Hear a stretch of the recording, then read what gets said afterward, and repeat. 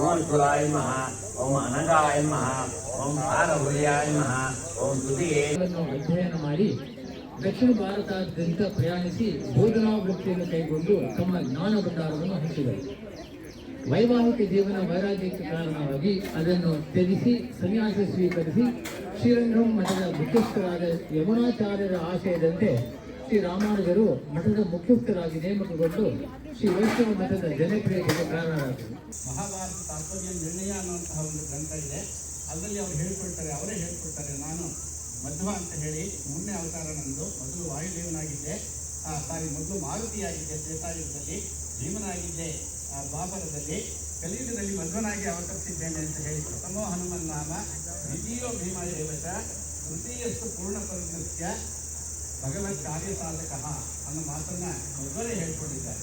ಹಾಗಾಗಿ ನಾವು ಒಂದು ರೀತಿಯಲ್ಲಿ ಅವತಾರ ಪುರುಷ ಅನ್ನುವಂತಹ ಮಾತನ್ನು ಭಾರತ ಎಲ್ಲ ದೇಶಗಳಂತಲ್ಲ, ಮಾರ್ಕ್ ಟೈನ್ನಿಂದ ಹಿಡಿದು ಜರ್ಮನ್ ಚಿತ್ರಕ ಫ್ರೆಡ್ರಿಕ್ ಎಗಲ್ವರೆಗೆ, ಮ್ಯಾಕ್ಸ್ ಮುಲ್ಲರ್ನಿಂದ ಹಿಡಿದು ರಷ್ಯಾ ದೇಶದ ರಾಯಭಾರಿಯಾಗಿದ್ದ ಅಲೆಕ್ಸಾಂಡರ್ ಕೆಡುಕಿನ್ ರವರೆಗೂ ಬಹಳಷ್ಟು ಪಾಶ್ಚಾತ್ಯ ಚಿತ್ರಕರ ಒಕ್ಕೋರಲದಲ್ಲಿ ಇದು. ಎಲ್ಲರಂತೆ ನಾವೂ ಕೂಡ ಎಂದು ಭಾವಿಸಿ ಬೇರೆಯವರನ್ನು ಅನುಕರಿಸಿ ಹೊರಟ ಭಾರತ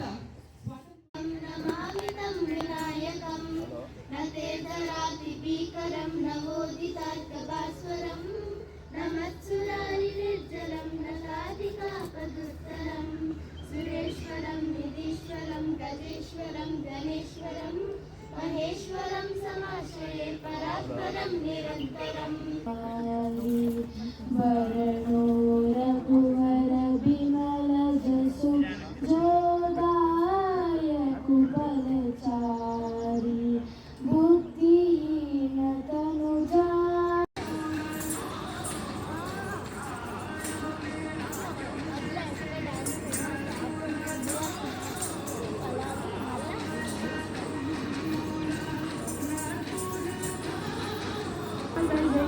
ಮಾಡಬೇಕು ನೀಯನ್ನ ಕಾಯಬೇಕಯ್ಯ ದುಸ್ತರದ ಸಂಸಾರ ಜಲದಿಯ ರಾಮನಾಮದ ನೌಕೆಯಲ್ಲಿ ದಾಟ ಹೊರಟವನವರ ತ್ರಿಪದ್ಮೆ ತತಕ್ಕಿಂ ತತಕ್ಕಿಂ ತತಕ್ಕಿಂ ತತಕ್ಕಿಂ ಕಳತ್ರಂ ಧನಂ ಪುತ್ರ ಪೌತ್ರಾದಿ ಸರ್ವಂ ನನ್ನ ತವರೂರೇ ಪಂಢರಿ ಭೀಮಾ ತೀರಕ್ಕೆ ಬನ್ನಿರಿ, ಭೀಮಾ ತೀರಕ್ಕೆ ಬನ್ನಿರಿ. ನನ್ನ ತವರೂರೇ ಪಂಢರಿ ಭೀಮಾ ತೀರಕ್ಕೆ ಬನ್ನಿರಿ, ಭೀಮಾ ತೀರಕ್ಕೆ ಬನ್ನಿರಿ.